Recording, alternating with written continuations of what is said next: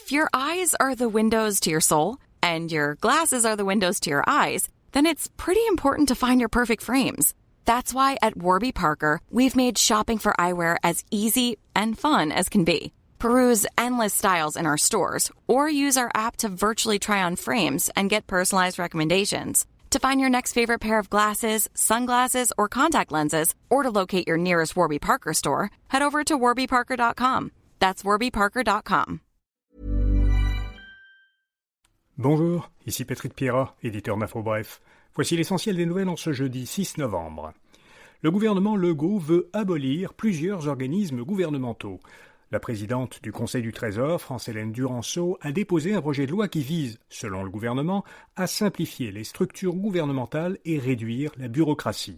Ce projet prévoit de fusionner ou abolir plusieurs organismes et fonds spéciaux. Il prévoit aussi d'optimiser, dit le gouvernement, des programmes et des fonds gouvernementaux. Si la loi est adoptée, elle autoriserait le gouvernement à utiliser une partie du 1,8 milliard de dollars du fonds d'électrification et de changement climatique, ce qu'on appelle encore souvent le fonds vert, pour d'autres fins que ceux pour lesquels il a été mis en place. Les surplus du fonds pourraient alors servir à rembourser la dette de l'État ou même à rénover des routes. Éric Girard, le ministre québécois des Finances, a calculé que, en conséquence du budget fédéral, le Québec recevrait chaque année 375 millions de dollars supplémentaires, et cela au cours des 10 prochaines années. Il dit qu'il s'attendait à plus, et il juge que ce montant est insuffisant. Il a souligné que le Québec dépense 19 milliards de dollars par an dans des projets d'infrastructure. Éric Girard estime toutefois que le gouvernement Carney a choisi les mêmes orientations que le Québec, dit-il, en misant sur une augmentation des dépenses en investissement, une réduction des dépenses d'opération et une baisse d'impôts. Québec pourrait devancer l'entrée en vigueur de sa loi qui limite le droit de grève. La loi sur les conflits de travail doit entrer en vigueur le 30 novembre, soit 2 jours après la fin actuellement prévue de la grève des employés de la Société de transport de Montréal, la STM. Cette loi permettra au gouvernement d'intervenir pour limiter la durée des grèves lorsque la population est affectée de façon disproportionnée. Le ministre du Travail, Jean Boulet, a dit hier qu'il n'excluait aucune option pour régler le conflit à la STM, pas même d'appliquer la loi plus tôt que prévu, comme le demandent des représentants du milieu des affaires.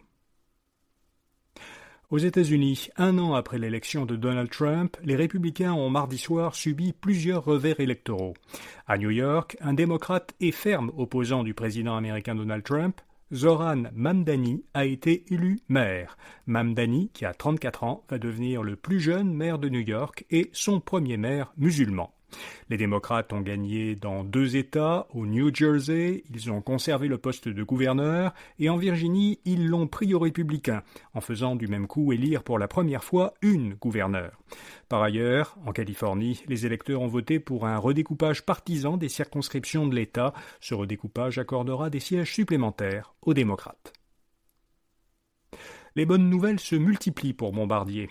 L'avionneur montréalais a obtenu la certification de Transport Canada pour son nouvel avion d'affaires Global 8000. Selon l'entreprise, cette étape ouvre la voie à la mise en service de l'appareil, qui est prévue d'ici la fin de l'année. Bombardier présente le Global 8000 comme le jet privé le plus rapide de sa catégorie. Il a même franchi le mur du son lors d'essais qui ont été menés au printemps.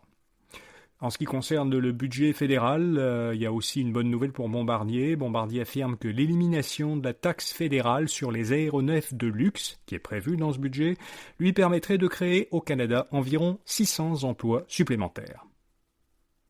Canac, une chaîne de quincaillerie de Québec, compte ouvrir son premier magasin à Montréal en 2027. L'entreprise a acheté le mois dernier un terrain industriel dans l'arrondissement d'Anjou. Elle prévoit y construire sa 38e succursale, dont l'ouverture est prévue pour 2027. 2 autres nouvelles succursales doivent ouvrir l'an prochain à Laval et à Magog avant celle de Montréal. Flair, une start-up montréalaise, obtient un financement de 30 millions de dollars américains. Le tour de financement a été mené par la firme montréalaise de capital de risque Innovia Capital avec la participation de la Banque de Montréal. Flair prévoit d'utiliser cette somme pour améliorer son logiciel, qui est conçu pour aider les organisations à repérer et prévenir les cybermenaces, et pour augmenter ses ventes. L'entreprise dit qu'elle a déjà des clients dans une 50aine de pays. Apple va payer $1 milliard américains pour utiliser une technologie de Google. Selon l'agence Bloomberg, Apple a conclu un accord pour utiliser l'intelligence artificielle de Google pour développer une version améliorée de Siri, l'assistant virtuel d'Apple.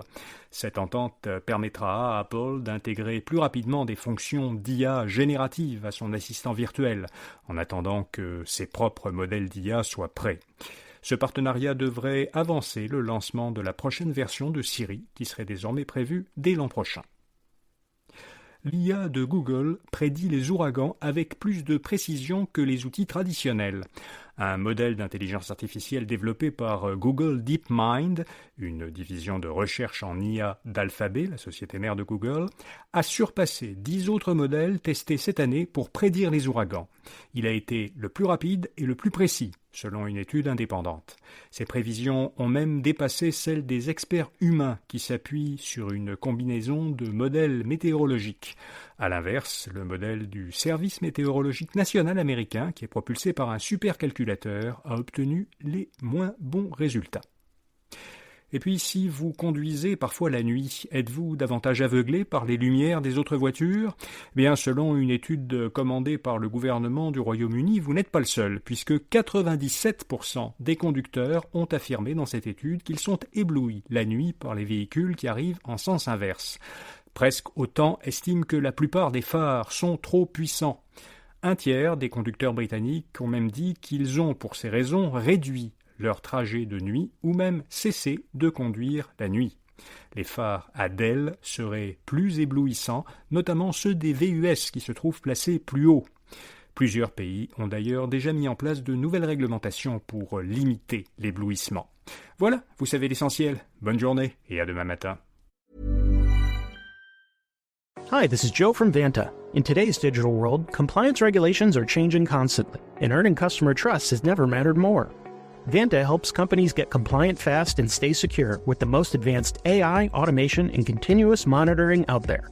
So whether you're a startup going for your first SOC 2 or ISO 27001, or a growing enterprise managing vendor risk, Vanta makes it quick, easy, and scalable. And I'm not just saying that because I work here. Get started at Vanta.com.